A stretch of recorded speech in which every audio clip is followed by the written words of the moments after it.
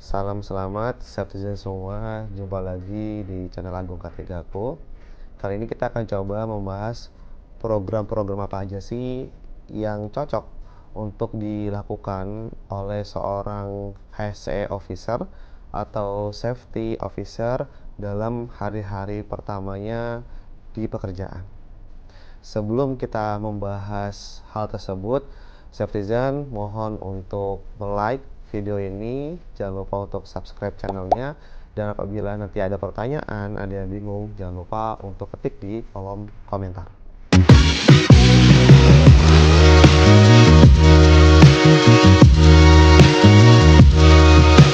Safetyzen semua, tidak terasa ya sudah 1 tahun dari terakhir gua upload video. Alhamdulillah semuanya berjalan dengan baik. Ternyata subscriber juga bertambah ya, meskipun sebenarnya videonya tidak diupdate. Gue mau ucapkan terima kasih buat Safetyzen yang telah subscribe, like, dan juga untuk komen dalam channel K3 aku ini. Kembali ke tema yang akan kita bahas dalam video kali ini, yaitu adalah program-program apa yang cocok dilaksanakan oleh HSE officer atau safety officer dalam hari-hari pertamanya di tempat kerja. Nah, gue sudah pernah buat video ya tentang hari-hari pertama seorang fresh graduate di tempat kerja. Nah, itu bisa dicek di sini. Kalau di video itu kan kita ngomongin lebih ke general ya. Nah, kalau di video ini kita langsung aja ngomong ke praktisnya tentang program-program yang cocok untuk dilaksanakan oleh seorang HSE officer atau safety officer. Berhubung juga pernah ada yang komentar ya di video gue yang lain untuk dibuatkan video mengenai apa sih yang harus dilakukan oleh safety officer atau HSE officer di hari pertama kerjanya. Jadi buat Safetyzen yang komen ini ya video tanggapannya ya. Nah, jadi buat gua safety officer atau HSE officer dari hari pertamanya itu banyak yang bisa dilakukan. Cuman kalau dari gua sendiri, gua menyarankan ada 5 hal yang bisa dilakukan, dan itu 5 hal ini merupakan hal-hal yang basic yang memang harus dilakukan oleh seorang safety officer atau HSE officer. Nah, yang pertama yang harus dilakukan adalah kenali. Nah, kenali ini berarti kenali diri sendiri, kenali tim, kemudian kenali orang-orang di sekitar. Nah, kenali diri sendiri berarti kita mengenali siapa diri kita, kemudian kita duduknya di mana, apa job desk yang diberikan oleh atasan ke kita, apa targetan-targetan kita. Dan kita harus paham semua hal tersebut agar apa yang diinginkan oleh perusahaan itu bisa kita capai. Syukur-syukur nanti kita bisa melebihi apa yang diinginkan oleh perusahaan tersebut. Yang kedua adalah kita harus mengenali tim kita. Nah, biasanya di sebuah tempat itu, tim HSE, Health Safety Environment atau tim safety itu tidak hanya sendiri ya. Apalagi kalau misalnya banyak karyawan yang harus diawasi. Ya, biasanya mungkin ada 2, 3, 4 orang atau bahkan bisa lebih. Nah, karena dalam satu tim itu kita share sama tujuan, maka harus ya, mau tidak mau, kita harus mengenali tim HSE. Jangan sampai kita nggak mengenali atau bahkan kita bermusuhan, itu jangan sampai. Nah, kita harus mengenali mereka, bahkan kita harus mengenali secara personal. Kita harus membangun sebuah tim yang kuat ya, kita harus membangun kepercayaan yang kuat agar bisa saling mendukung satu sama lain. Nah, yang ketiga, kita harus mengenali orang-orang di luar tim kita.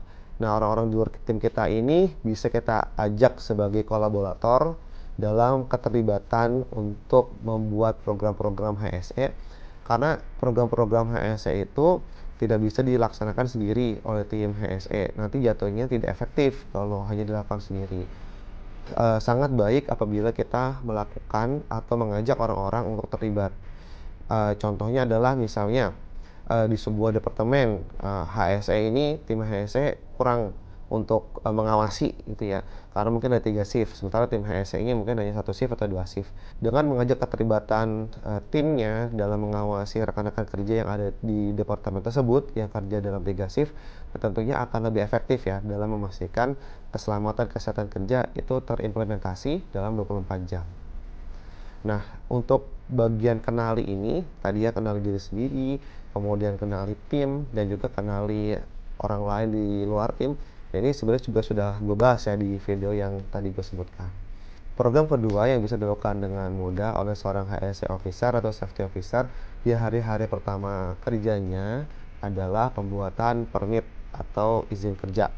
Nah, pembuatan permit atau izin kerja ini sebenarnya adalah mutlak ya, terutama untuk rekan-rekan yang memang kerjanya di kontraktor. Biasanya permit kerja itu berbentuk kertas, isinya di situ ada form, kemudian ada checklist, ada tanda tangan pengesahan.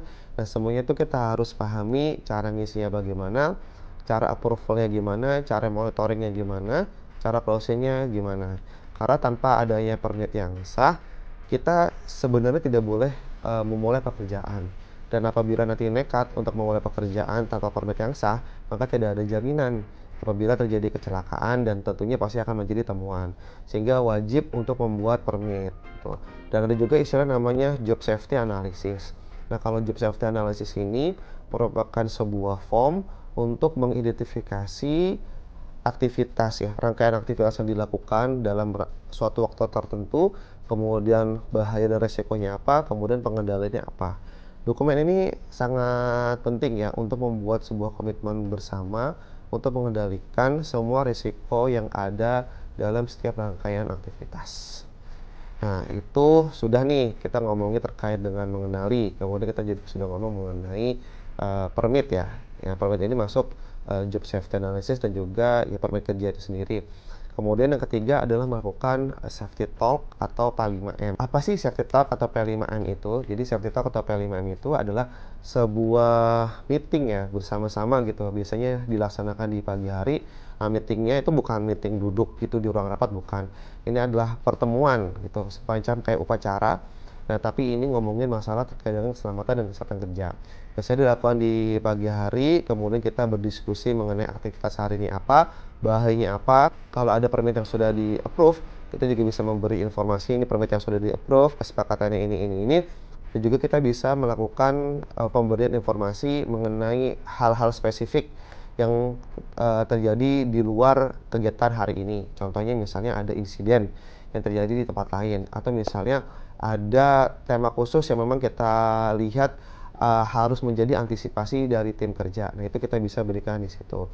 Dan biasanya di P5M atau di safety talk itu di akhirnya akan ada yel-yel gitu untuk semakin membuat semangat dalam bekerja dan semakin menanamkan di pikiran tentang pentingnya menerapkan keselamatan dan kesehatan kerja. Yang keempat adalah mengenai patrol.